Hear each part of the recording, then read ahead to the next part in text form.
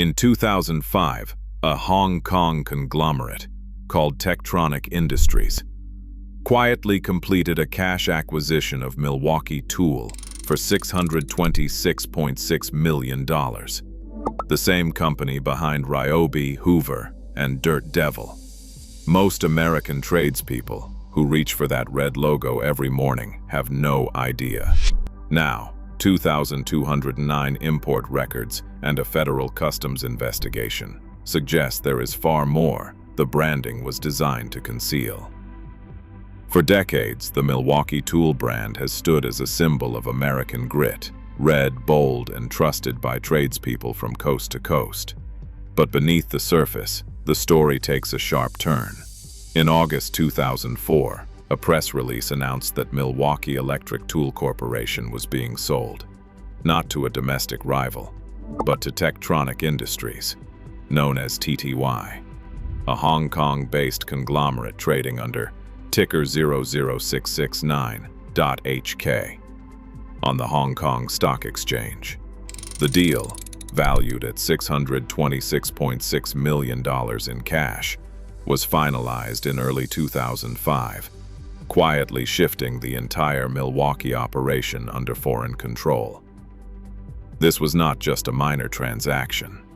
Alongside Milwaukee, TTY scooped up the AEG and Dribo brands from Sweden's Atlas Copco, adding them to a growing global portfolio that already included Ryobi, Hoover, and Dirt Devil.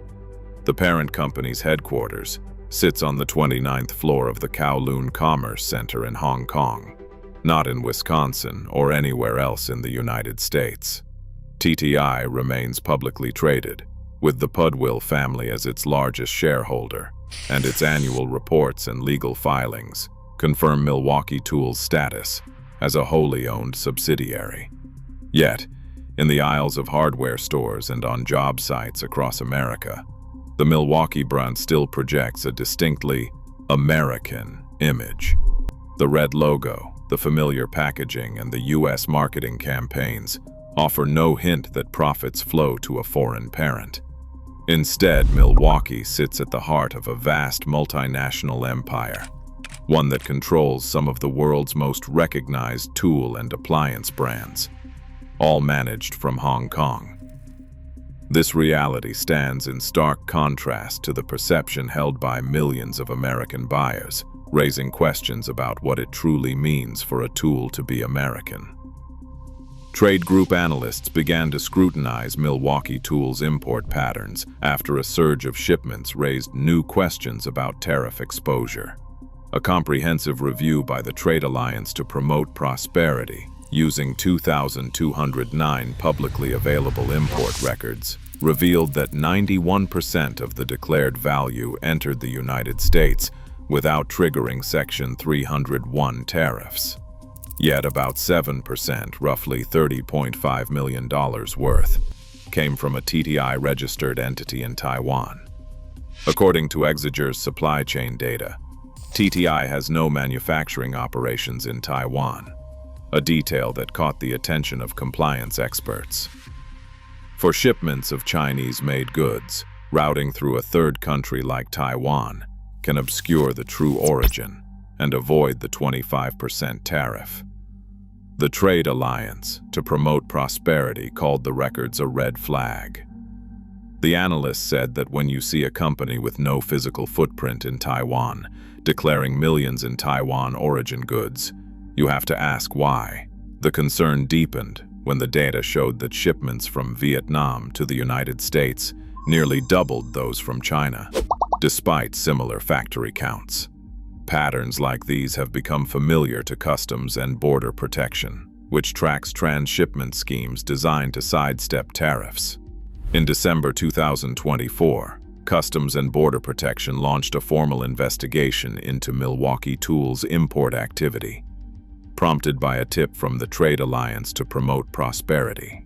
By November 2025, the agency confirmed an enforcement action, stating in an e-allegation response that the investigation had concluded and resulted in a penalty. CBP declined to disclose the specifics, citing security and privacy laws, but the action was confirmed in a Washington Examiner report.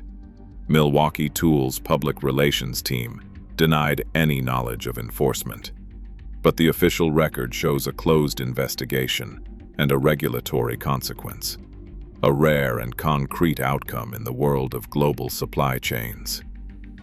Milwaukee Tool's supply chain stretches across continents, with a manufacturing footprint that tells a different story than the brand's American image.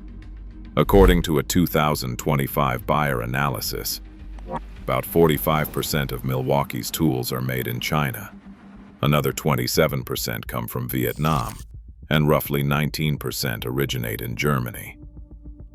The remaining share is split among smaller operations, but the bulk of production happens far from United States soil. Inside the United States, Milwaukee's largest facility stands in Grenada, Mississippi. The Grenada plant covers 500,000 square feet, was built with a $60 million investment, and employs more than 800 workers. The plant manager describes the site as a hub for accessories like Sawzall blades, with plans to expand into additional tool lines. While this operation is substantial, it represents only a fraction of Milwaukee's total output. Other American sites include Brookfield, Wisconsin, which focuses on research, development, and assembly, and Greenwood, South Carolina, where accessories are produced. These locations are often highlighted in press releases and marketing, reinforcing the brand's domestic credentials. Yet, when compared to the scale of overseas manufacturing, the United States facilities serve more as outposts than the core engine of production. For workers on the ground in Mississippi, the job is real and the economic impact is significant. But for buyers looking at the label, the reality is global. The American flag on the box may reflect a marketing choice, while the actual value and supply chain are anchored in a network that spans Asia and Europe. This disconnect sets the stage for a closer look at brands that still build and own their entire operation in the United States. Klein Tools stands apart as a rare example of an American toolmaker, still rooted in family ownership and domestic production. The company traces its origins to 1857, when Matthias Klein began forging pliers in Chicago. Over 6 generations, the Klein family has maintained direct control, guiding the business through wars, recessions, and waves of offshoring that reshaped the industry. Today, Klein's commitment to American manufacturing is visible in a series of investments totaling around $200 million since 2006. That money has funded new and expanded plants in Texas, Illinois, Arkansas, and New York, including state-of-the-art heat treating and assembly lines. A spokesperson describes these projects as both a legacy and a strategy, ensuring that most Klein hand tools are not only designed but built in the United States. Instead of consolidating under a global parent, profits are reinvested into American facilities and workers. The company's public statements emphasize this point. The vast majority of Klein's products are made in the USA, and every expansion is framed as a promise to the next generation. For Klein, domestic production is more than a slogan. It's a tangible, ongoing commitment that shapes every level of the business. In Meadville, Pennsylvania, the sound of steel striking steel has echoed for generations. Channellock's entire operation sits in this single town, where more than 325 workers turn raw American steel into tools recognized around the world. The company's roots stretch back to 1886, when blacksmith George B. DeArmond began forging farrier tools in a small workshop. Over 5 generations, the DeArmond family has kept the business firmly anchored in Meadville, resisting the waves of offshoring that swept through the American tool industry. Inside the plant, machinists with decades of experience operate the same forges and presses that shaped Channellock's earliest pliers. Today, the company produces over 120 distinct plier patterns, each one designed, forged, and finished entirely within the walls of the Meadville facility. The workforce includes families with 3, even 4 generations on the payroll. Some machinists have worked at Channellock for more than 40 years, passing their knowledge down like a family heirloom. Every tool that leaves the plant carries not just a stamp of origin, but a local legacy. Profits remain in the community, supporting schools, small businesses, and the next class of apprentices. Channellock's commitment to all domestic production means that every dollar spent on their tools stays within the U.S. economy, reinforcing the value of local manufacturing in a globalized market. Snap-on stands out as a different kind of American tool story. The company's headquarters remain in Kenosha, Wisconsin, and its hand tools are built in plants scattered across the Midwest and South in Milwaukee, Wisconsin, Elizabethton, Tennessee, and Elkmont, Alabama. These locations are not just on paper.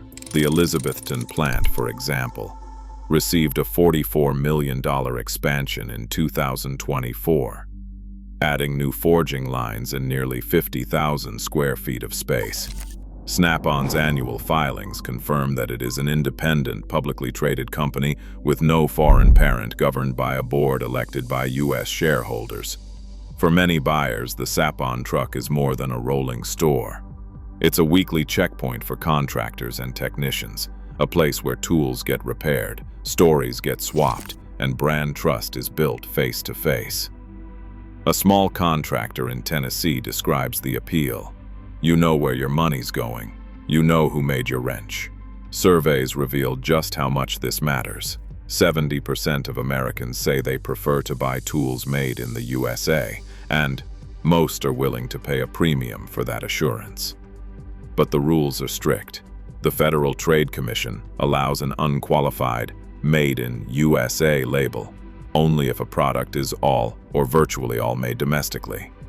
Snap-on's hand tools meet that bar, while other lines are clearly labeled by origin. For anyone trying to make an informed purchase, the practical checklist is simple. Check the plant location, read the label, and look for clear disclosures in company filings. In a market crowded with global brands, these steps remain the surest way to buy American. Today, Milwaukee Tool profits flow to Techtronic Industries, which is listed in Hong Kong, not to a U.S. parent. Klein Tools, Channellock, and Snap-on still invest millions in American factories. As tariffs sharpen scrutiny on global supply chains, every purchase becomes a decision about where ownership and accountability truly reside. What will you choose?